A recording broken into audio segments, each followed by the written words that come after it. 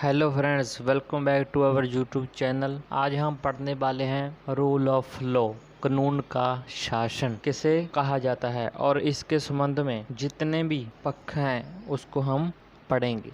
चलिए स्टार्ट करते हैं। 1993 के संयुक्त राष्ट्रीय वियना घोषणा के शब्दों में मानव अधिकार सार्वभौमिक अविभाज्य परस्पर जुड़े हुए हैं, इसलिए कानून के शासन के रूप में मौलिक और सर्वव्यापी के रूप में निष्पक्ष और न्यायसंगत तरीके से सुरक्षित और प्रचारित किया जाना चाहिए। अपडेट न्यूज में गैंगस्टर विकास दुबे ने कानून के शासन को लेकर बहस छेड़ दी है। राज्य की संस्थाओं द्वारा हिंसा की बात पर भी सवाल उठाए। देश भर से विशेषकर विपक्ष की ओर से आलोचनाएं आ रही हैं। इस प्रकार का कृत्य कानून के मूल सिद्धांतों के खिलाफ है, यानी कानून के शासन के खिलाफ है। आज के संदर्भ में जहां मुठभेड़ और मॉब लिंचिंग जैसी घटनाएं लोगों के लिए स्पष्ट होने लगी हैं, ये इंगित करना आवश्यक हो जाता है कि ऐसी स्थितियों में कानून के शासन का क्या महत्व है, और इसलिए लेख का मुख्य फोकस कानून के शासन के प्रति संप्रत है, इसका सही अर्थ है और ये वर्तमान परिदृश्य के अनुरूप समय के साथ कैसे विकसित हुआ है। इसलिए हम कह सकते हैं कि कानून का शासन कानून के द्वारा ही होता है। ठीक है, इसको हम अपने हिसाब से नहीं चला सकते। हम सबसे पहले कानून के शासन का अर्थ समझते हैं कि कानून का शासन किस प्रकार कानून का शासन है। जैसा कि इस शब्द का अर्थ ही है कि कानून का शासन मतलब कानून का शासन, ना कि पुरुषों का। इसका मतलब ये है कि कानून का शासन हो, कानून राज्य हो, ना कि पुरुषों का शासन हो, ना कि मानव का शासन हो। किसका शासन हो? कानून का। अभिव्यक्त कानून का नियम फ्रांसीसी वाक्य से प्रिंसिपल दे लीगलाइट, जिसका अर्थ है कि वैधता का सिद्धांत। कानून के शासन को परिभाषित करते हुए प्रोफेड ने व्यक्त किया है कि कानून के शासन की आवश्यकता है कि सरकार को कानून के अधीन होना चाहिए, ना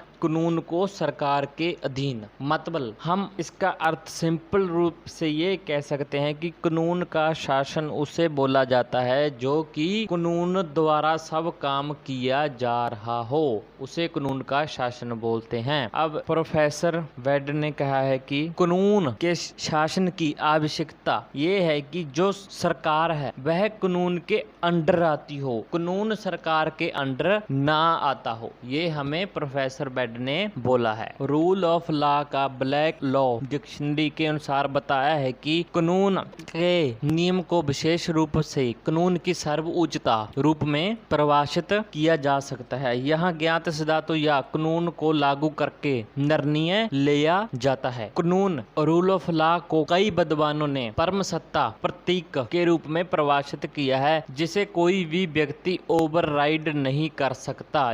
जैसे कि Gouriet versus union of post office workers के मामले में लॉर्ड डैनिंग ने बोला है कि जमीन पर हर व्यक्ति चाहे वह कितना भी शक्तिशाली या उच्च स्थिति में हो, कानून हमेशा उनसे ऊपर रहेगा। मतलब व्यक्ति कितना भी ऊंचा क्यों ना हो, कानून सबसे ऊंचा रहेगा। कानून का शासन संविधान के बुनियादी और सामान्य सिद्धांतों में से एक है। मैक्स वेबर ने शब्दों में इसकी विशेषता इस प्रकार है: कानून का शासन संविधान के बुनियादी और सामान्य सिद्धांतों में से एक है। मैक्स वेबर ने यह बोला है कि जो सरकार होगी वह कानून के अनुसार ही काम करेगी, ना कि पुरुषों के अनुसार काम करेगी। तो संक्षेप में कानून का शासन का अर्थ है कि सरकार से लेकर उसके अधिकारियों तक नागरिकों के साथ साथ सभी को कानून के अनुसार कार्य करना चाहिए। कानून के शासन के सिद्धांत को कानून की सर्वोच्चता के रूप में वर्णित किया गया है। इसका मतलब ये है कि जहां कानून का शासन है वहां किसी व्यक्ति को कानून से ऊपर नहीं कहा जा सकता, यहाँ तक कि राज्य के कार्यकारी अंग कानून के दायरे में होंगे। मतलब सभी लोग कानून के अनुसार ही काम करेंगे। कानून का शासन संसदीय लोकतंत्र में सभी नागरिकों पर कानून का पालन करने का कर्तव्य लगाता है और इस तरह की आज्ञाकारिता के लिए कानून को ही कानून होना चाहिए, न कि मनमाना या दमनकारी कानून हो। अन्य संविधान के सिद्धांतों की तरह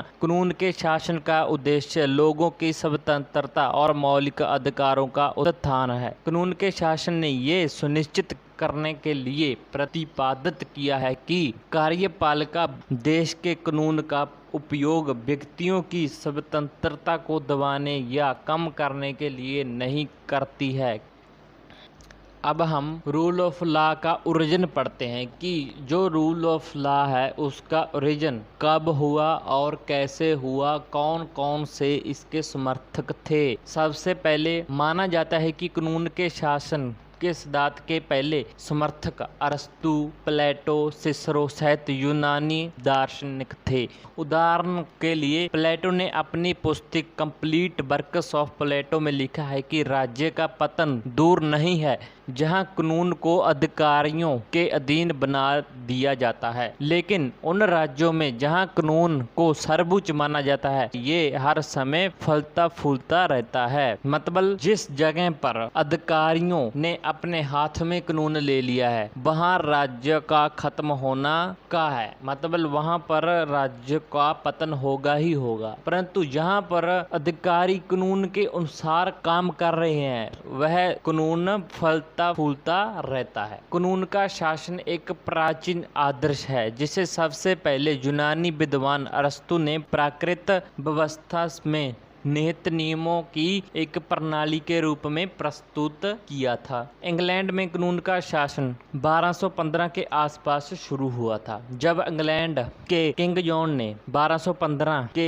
मैग्ना कार्टा पर हस्ताक्षर किए। मैग्ना कार्टा पर हस्ताक्षर ने इंग्लैंड के राजशाही की सहमति को कानून के तहत और कानून को सर्वोच्च होने का संकेत दिया। इंग्लैंड में कानून के शासन के सिद्धांत ने संसद और राजशाही या राजा के बीच संघर्ष के बाद एक नया रूप ले लिया। इस संघर्ष में संसद और राजतंत्र सर्वोच्च सत्ता होने के लिए संघर्ष कर रहे थे। इस संघर्ष को संसद में पक्ष में हल किया गया था। राजशाही पर संसद सर्वोच्च होने के बाद इसने ऐसे कानून बनाना शुरू कर दिया जो राजशाही की शक्ति को नियंत्रित और सीमित करते थे। इसलिए इंग्लैंड में कार्यकारी अंग संसद के कानून के अधीन हो गए और वह इंग्लैंड में कानून के शासन की शुरुआत थी। संयुक्त राज्य अमेरिका में कानून के शासन का सिद्धांत पहली बार 1776 में संवैधानिक वकीलों द्वारा पेश किया गया था, जिन्हें पाइन के नाम से जाना जाता है। इनका विचार है कि अमेरिका एक स्वतंत्र देश होने के कारण कानून को राज मानता है, क्योंकि हर देश में जो स्वतंत्र कानून है उसे राजा होना चाहिए और कोई नहीं। डाइसी के नाम से प्रसिद्ध अंग्रेजी संवैधानिक वकील द्वारा कानून के शासन के और अधिक विचारों को और विकसित किया गया है। आधुनिक अर्थ में कानून के शासन की अवधारणा की सबसे प्रसिद्ध व्याख्या अल्बर्ट वैन डाइसी ने अपनी पुस्तक the law of the constitution में इन शक्तियों के संबंध में दी थी, जिनका सरकार को कानून के अनुसार प्रयोग करना चाहिए। कानून के शासन में कई बुनियादी सिद्धांत शामिल हैं, जिन पर कानून और नीति निर्माताओं, न्यायाधीशों और कानून प्रवर्तन एजेंसियों को लोकतांत्रिक समाज में अधिकार का प्रयोग करते समय विचार करना चाहिए। इसका मतलब है कि सरकार के सभी कर्तव्य, शक्ति और कार्य उसके अंगों और अधिकारियों सहित कानून के अनुसार किए जाते हैं।